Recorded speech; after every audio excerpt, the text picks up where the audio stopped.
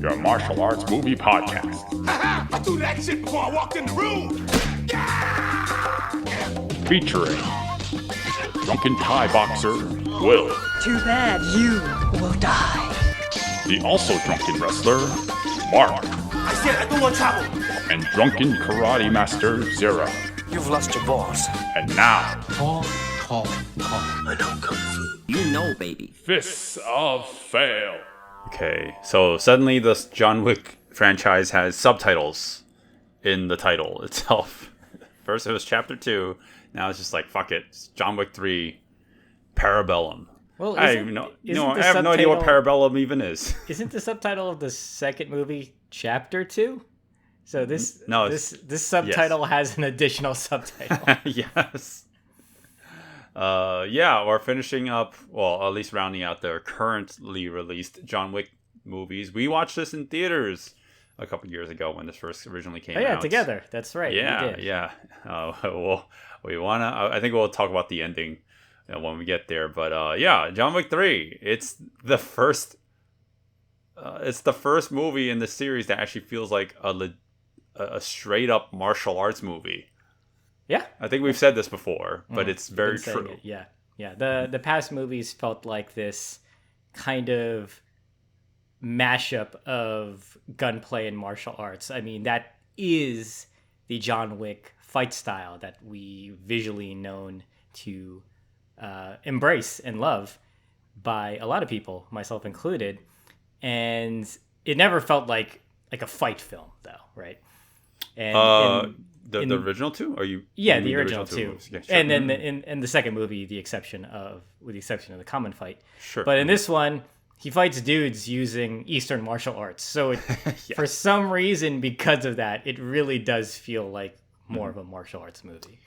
Yeah. So I was listening. I mean, I don't want to regurgitate everything we've heard from Chad and the rest of the film, everyone involved in the filmmaking side of things, but Chad himself said like he wasn't trying to like up the ante with the last movie, but there's like a stylistic difference in this movie than as compared to the other two films, and it's not a complaint. It's just more like it's starting to feel less like the first two movies in terms of identity. Do you get that sense? Because I'm starting to feel that way in terms of action. The first movie, I wouldn't say it's grounded in reality, but it's more tactical. There's like you're using the martial arts as to get yourself into a good position before you do perform a headshot, right? Sure. Whereas this movie, and even the second movie, you can even say that. But whereas this movie, it feels like it's just straight up just martial arts fight choreography, and then every once in a while there's some gunplay. Do you agree? I don't know. Maybe a little bit. Yeah, this one's definitely different. It definitely stands out. There is so much more action in this movie. Mm-hmm. Wow, a lot of action. Surprised. I rewatched this weekend, and then also right before this recording, as I generally do. And I really liked the pacing of this movie. Mm-hmm. I was really surprised how easy it was to sit through. Yep. Like, wow. Absolutely. Like I think they found a good, just a good pace, a good way to give us a story, give us a lot of action, give us the dialogue, expand on the world.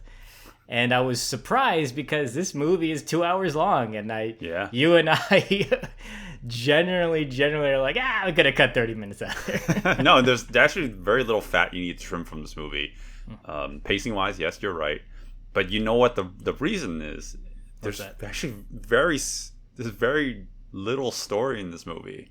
We can summarize it very well. Like actually, so when you and I first watched this, I don't remember if you still feel this way, but I think you and I came out of the theater with the same sentiment, which was he didn't get anywhere from the moment he started the film to when he ended the film. He came back to where he started, right? Because if you cut this movie from the series, I'm sure you could just go straight to chapter 4. I don't even know what chapter 4 is about. A little bit. Well, he is lighter. He's technically Oh, lighter. that's true. Maybe a few ounces or something. Oh boy, yeah. No, we're gonna have to make sure that the visual effects team takes care of that little change in his character. But no, I mean, okay. Well, just to wrap No, up the I story. know what you mean though. Yeah, it almost feels like we're back at the start. And just to wrap it up, our theater experience when we came out of that movie, when we came out of the third one, we were both like, shouldn't that feel like the series should have ended, right? Yeah, well, I mean, I've been conditioned to think that trilogies are a thing. You know, you should wrap up your story in chapter 3. I try to think in that regard. I didn't know that there was already announced chapter 4 and 5 already in pre-production or whatever, you know, in ideation. So I was like, oh crap. I was really expecting or hoping that this would be the last one. I'm not saying that I want a series to end, but I like closure to things before they get stale. You know? I like closure too. I don't think there always has to be a trilogy. I think if you have a good character and there's an interesting world, you can keep going with it. Sure. I don't like how this movie ended though. I always say that if the movie ends well, it could elevate a silly bad movie into something better, or it could make a good movie worse. And that ending almost makes this movie worse for me. Almost. But we'll elaborate on that. Yeah. Well, we're getting way ahead of ourselves. Let's talk about the story. John Wick is still... Well, okay. Well, we're going to obviously spoil the ending of chapter 2. Well, we could just say he kills somebody. He kills somebody, and he is now in trouble. He's excommunicado, okay? Meaning that like all the assassins in the world are on out for his blood. And when I say everybody, I mean practically everyone. And I guess that kind of makes sense now that we get a larger repertoire of people going after him. Before it was like, yeah, mostly gunslingers and, you know, your average goon. Felt a little bit more, quote unquote, grounded in reality, kind of like what you'd see if like people got into an actual skirmish. But now he's actually fighting like ninjas. But it kind of makes sense. It's like, well, he's getting international attention now, so it makes sense that we get to see a variety of different fighters. Yes. Which I can understand that, but it's like... Well, there's also $15 million on his head. Yes. So I think people don't mind spending a $1,000 plane ticket to New York City from across the world if they might make that back in, you know, whatever 1,000% is. Yeah, job payment. Yeah.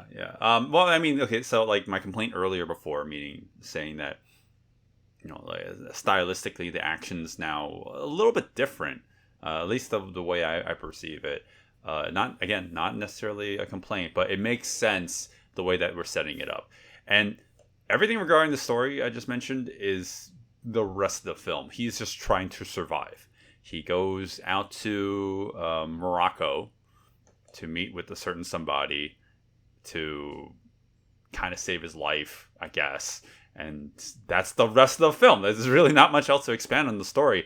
And by the way that this movie ends, it leaves you on a cliffhanger that I wouldn't say it's not satisfying, but it's more like, okay, well, we could have just literally cut this movie out of the series and just move into chapter 4, which, again, not necessarily a bad thing. The action in this movie is so fucking good sometimes that you can just turn your brain off and forget all those complaints I just mentioned. Right. Well, actually, I think we should elaborate on the story a little bit because I thought... so this is my first rewatch since you and I watched in the theaters. And when I don't like to rewatch movies when I generally enjoy them for the most part. And I remember that ending aside, I generally enjoyed the movie. So I was like, all right, I don't need to see that again. You know, I'll leave it for another time. Yeah. And that time is now. So basically, the whole movie is about the repercussions of going against the higher power that has been established in the second movie. They're called the Table. And it's kind of interesting because, you think that all the things that people are doing in the second movie is just fine. They're helping out a friend. John Wick is a friend to Ian McShane, who is playing Winston, who is the owner of the New York Continental. And then he's a friend, kind of a friend to the Hobo King, played by Lawrence Fishburne, who also kind of helps him out as well. And you think like, okay, yeah, they're just doing their thing because they kind of have this respect for the character John Wick. Yeah. But it turns out the high table is like, no, you cannot do that. You absolutely cannot do that. He broke the rules. He killed a member of the high table. Now they are suffering because they are in contact with him. Yeah. Sure, It's kind of interesting. And I'm a little annoyed at what John Wick is doing in Morocco. So he in the second movie, he is pulled back into the assassin's world because of a marker, which is a blood debt. That's the villain Santina from that movie pulls him back in because like, well, you have to do this debt for me because you owe me.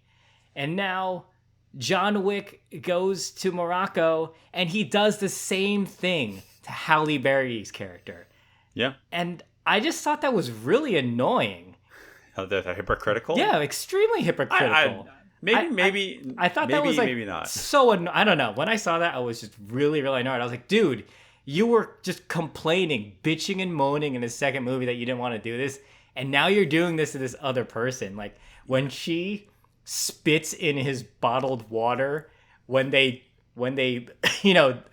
depart towards the middle of the movie, I was like, you deserve that. I didn't think so much. I mean, yes, it makes sense why she'd be upset, but I mean, she never left the assassin's world, right? John actually got out somehow. He retired. He was no longer a hitman in any sense, but like she became a manager of one of the Continentals. So I guess like she's still adjacent to this world, but I get it. The whole fact that like honoring a marker and such, like is part of how these people show respect to one another. But so it kind of goes against the edict of the second movie. Well, that's what I mean. Yeah, I just thought that was annoying. I was like, man, you were just complaining about this, and now you're doing it back to another person. I was like, come on. Kind of. He needed it out. The writers needed it, though. Yeah, no, I know. Oh, yeah, and then I guess the world building in this movie wasn't to my liking either. Some of it. So, we get to see some more interesting things going on with the high table. We actually get to see, I guess, the leader of the high table. I don't exactly know if he's a leader. They call him the elder. Yeah, he's above the high table. Yeah, so that's kind of interesting. But so we get more origins on John Wick, which is okay. But I don't like how we're just getting a different variation of the marker now. So he meets Angelica Houston's character, who is well, now this is confusing. Is she the leader of the Russian mob? Because I thought Michael Nyqvist was the leader of the Russian mob. No, I think she's supposed to be his original caretaker.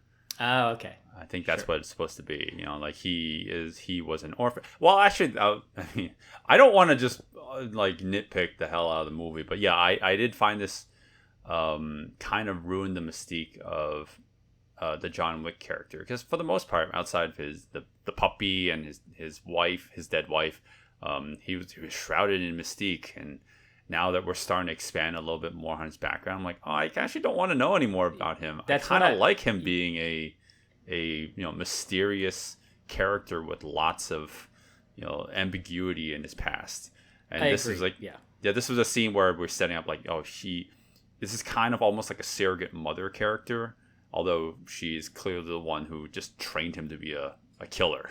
Yeah. Like in the front stage, looks like there's a bunch of ballerinas that she's teaching, but backstage there's like hardcore sambo matches where they're just training to kill one another. Well, my problem is they introduced the marker in the second movie, which is basically an IOU. You owe a debt to me. And it's funny. So John Wick has these rosary beads. And when he meets Angelica Houston, she's like, "What are you doing here?" And he flashes the rosary beads, and I'm like, "Oh no, are we gonna get into religion now?" And they start going off like, "Oh, I want a ticket."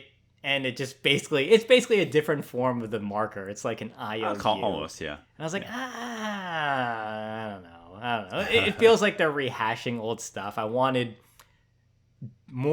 different world building than this. Okay. Well, I mean, to your credit, I mean, I didn't have a problem with that, but to your credit, I don't think the world building is as expansive in this movie as compared to the last one. Yeah. It does expand on a little bit, but definitely not as much as the second one, the jump from the first to the second movie. Yeah. This one's like just a smaller leap. But I mean, that's all takes backstage because, because of the fact that we're putting forefront, like our focus directly on the action. We are putting so much action in this movie. Think about the first movie. Think about the second movie. We will have like 30 to 45 minutes of no action. It's just a lot of exposition, which is fine, for the most part, because it is focusing so much on world building, character building, story. But then, like, this movie is like, nope, just 15 minutes is the most you'll get. 15 minutes before the next action set piece. So this movie is jam-packed with just intensity at almost all times. So I think that's why the world building isn't expanded upon that much. Yeah, it's okay. I personally wanted more because I thought the world they have is really interesting. Watching the second movie, I was like, oh, great, yeah, you did it. You expanded to a point where the possibilities are endless. Yep. And then the third movie, they're just kind of repeating the same thing with the marker and the ticket. I was like, no. Yeah. Well, I think the adjudicator character is kind of interesting. Basically, an auditor, and going back to the consequences. Now, this adjudicator character is like, well, you helped out John Wick. You need to be reprimanded for it. So yeah, that's kind of like the B plot going on so John Wick is kind of seeking out how he can get out of this pickle he's in, and all the other characters are now being reprimanded because they helped out a friend. So yeah. Yeah, I mean, there is a genuine threat throughout the whole movie. John is obviously fighting for his life, and with the adjudicator, with everything that's happening, it really does seem like even when things get really hairy, especially towards the end when it's just like a lot war, it never feels like this is anything more than just a blip for the high table, right? Yeah. So, I mean, this really is setting up for a massive, expansive series, and I don't actually love that. I like self-contained stories, even if it is like super wildly successful, and I do enjoy these films. I don't want them to go on forever. I mean, they Keanu's they can't go on forever. Yeah, exactly. Keanu's pushing 60. But anyways, I do love these films. I do love this film. I think like now that like we've done our retrospective, we've watched these three films, I can easily say, like, overall quality wise, I do like the action in this movie the most, but I won't say that it makes the other two movies obsolete in any ways. Oh yeah, like the other two movies are great in their own regard. Mm-hmm. Yeah, this is still the evolution of that action that they set up in the first two films. It is again the combination of martial arts and gunplay, the gun fu that they've been constantly calling it all throughout. Yeah. That's exactly what it is. It's their form of gun fu. And it's great. I like it a lot. I am so much more critical with this one, though, now. I don't know why. I just feel very, very critical because they raised the bar so high, because I can see all the money that goes into it. So Right. I want it to be the best.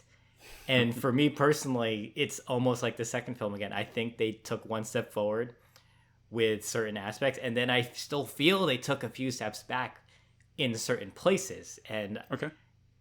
it keeps it from being perfect for me, because I like this movie a lot, but it's not like a perfect action movie for me because of certain missteps. Okay.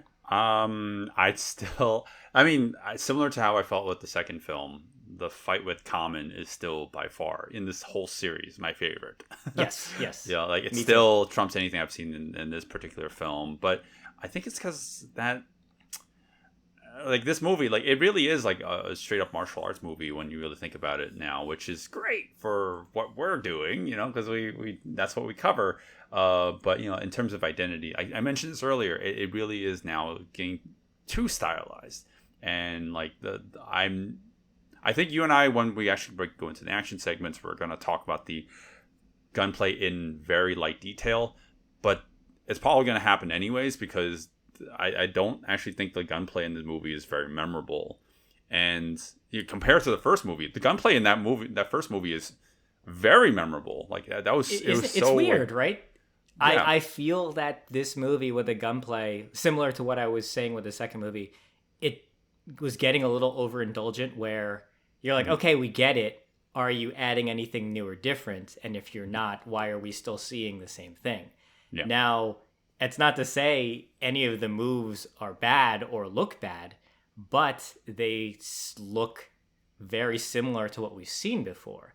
And if that's the case, if you guys are supposed to be constantly upping the ante, right? Yep. Then I don't want to keep seeing this style of gunplay shot the same way or look the same way or have a very similar final location. Like that is, that's not what I want. I want something new. I want something different.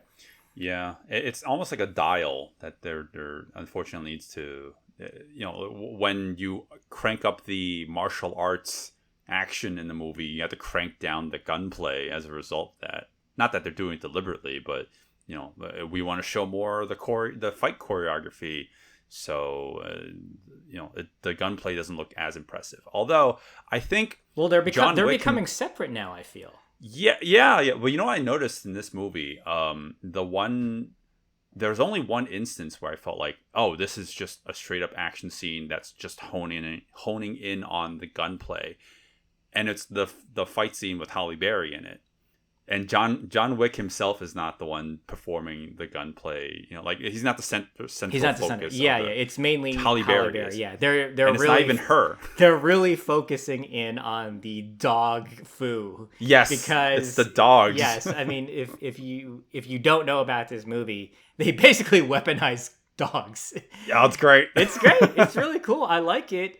I don't think the gunplay is that great. I'm more interested in what the dogs are doing because they basically turned the dogs into stuntmen. They're stunt dogs. Yeah, it's awesome. Yeah. It's awesome. I would love to talk about that. I almost want more. I almost wish there was more of that and less of the gun exchange stuff. Because the gun exchange stuff, it's getting samey, right? It's getting a little samey for me.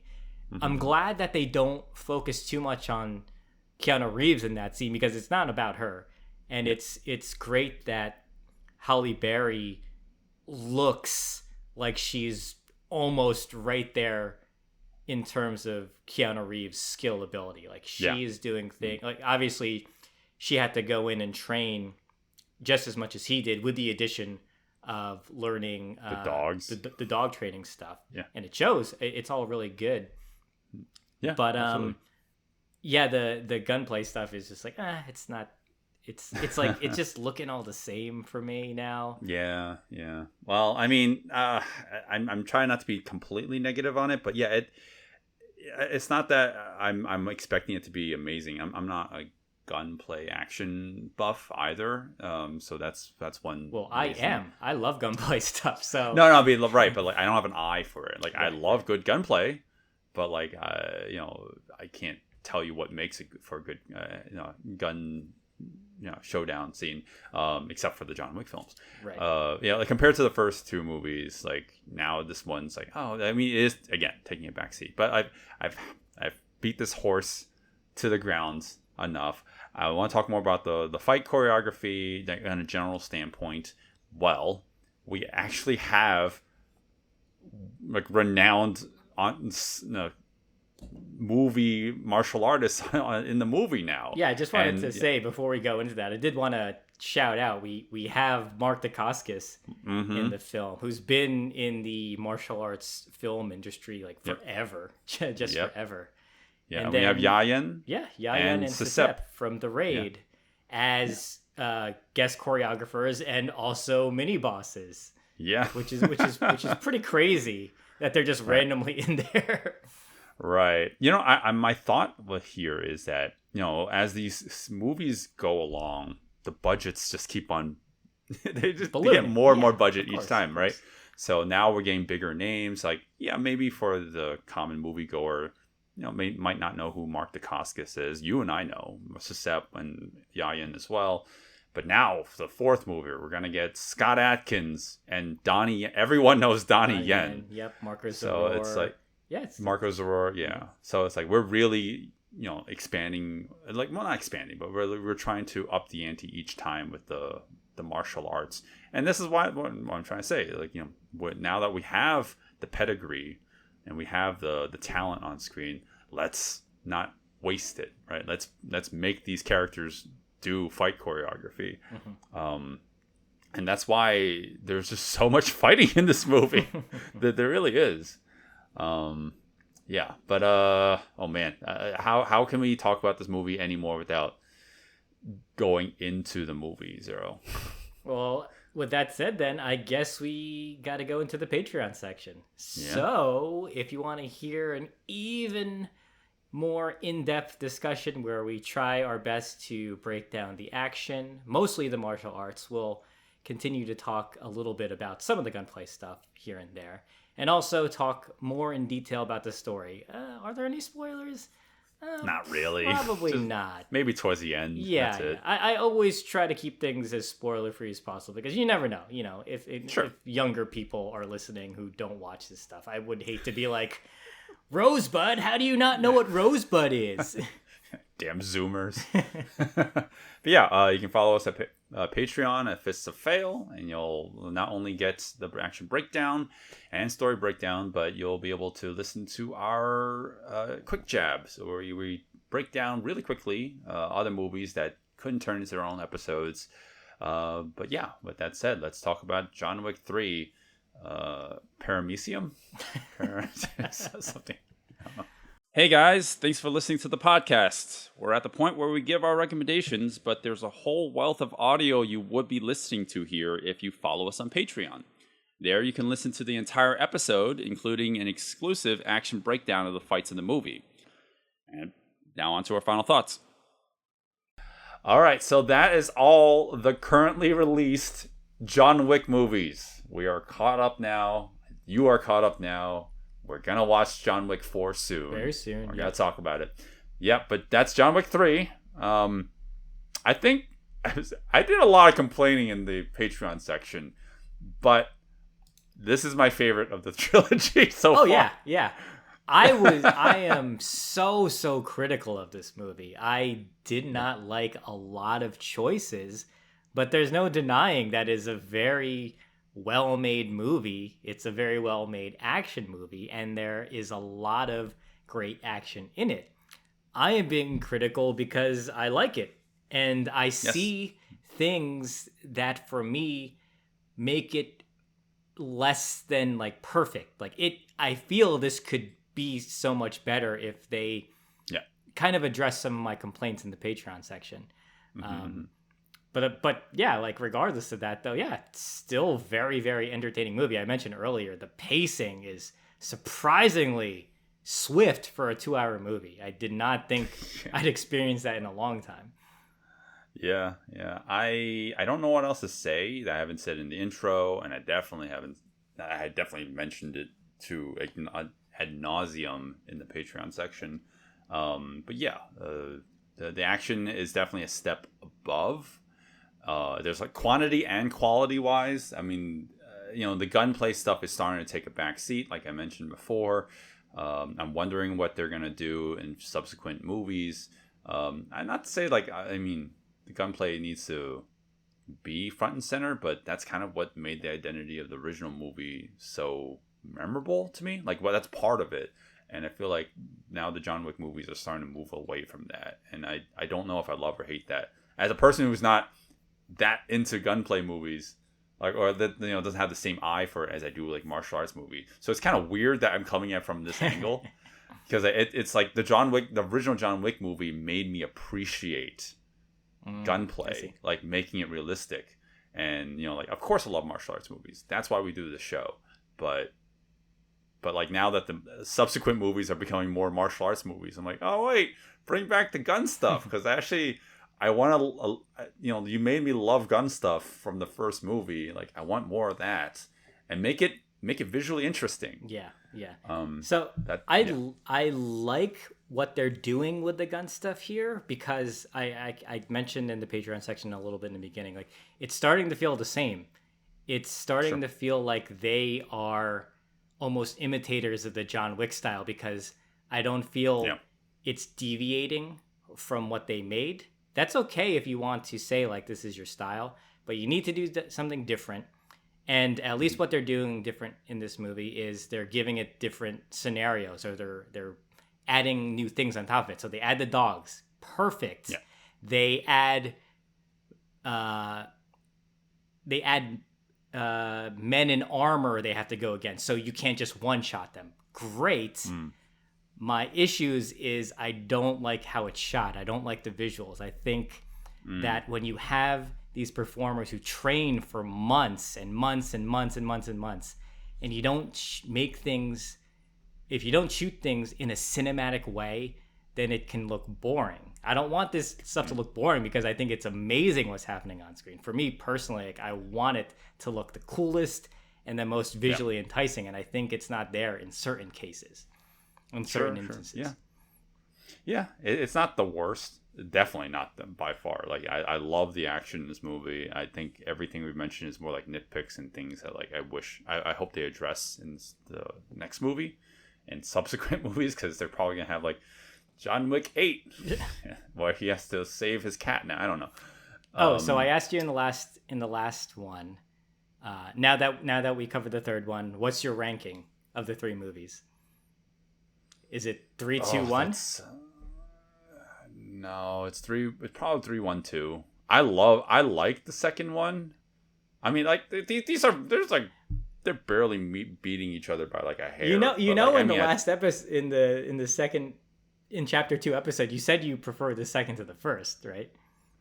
Yeah, but no, now I've seen this third one, I think my opinion has to change, because the first one had such a legacy and it set the tone. Okay. But because, like, now watching this third one, I'm like, oh, it really is, like, starting to move away from that.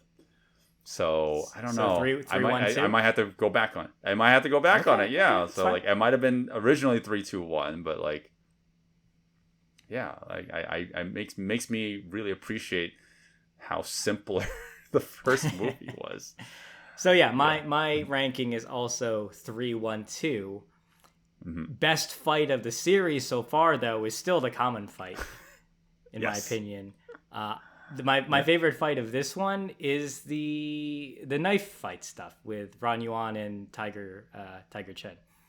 Really? Yeah. Wow. Okay, I like that one a lot, because I could see it. I could see it all. It's borderline on being goofy and dumb, but it still kind of feels like John Wick. So I like that one a lot. Wow. Okay. Yeah, that's true. It does feel a little bit John Wicky. But yeah, nothing beats the dog fight for me. So hey, it's actually kind of surprising. You and I usually agree on our favorite fights in the movie. So we have 2 movie fights that we can recommend. So, like, I'd say check both of them out. They're really entertaining. Go watch the movie.